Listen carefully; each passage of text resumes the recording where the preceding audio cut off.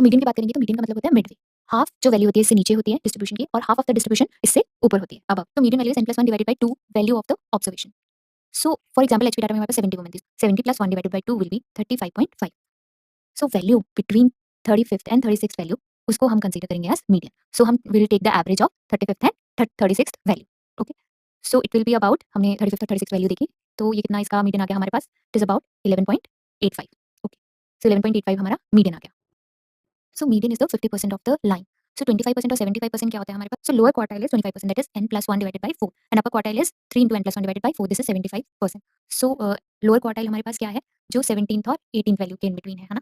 क्योंकि उसमें हमने n+1 divided by 4 किया ना? So upper quartile range will be 3 into n+1 divided by. So upper quartile is 3 into n+1 divided by 4, जो कि हमारे पास 53rd and 54th वैल्यू है. That is about 13.1 gram per 10 per 100 ml. ये हमारी value आ गई जिसके हम यहाँ पे भी देख रहे हैं। तो रेंज हमारे पास होती है लोएस्ट वैल्यू को जब हम हाईएस्ट वैल्यू से माइनस करते हैं। And interquartile range is difference between upper quartile and lower quartile. That is interquartile range. तो अब हमारे पास रेंज क्या हुई?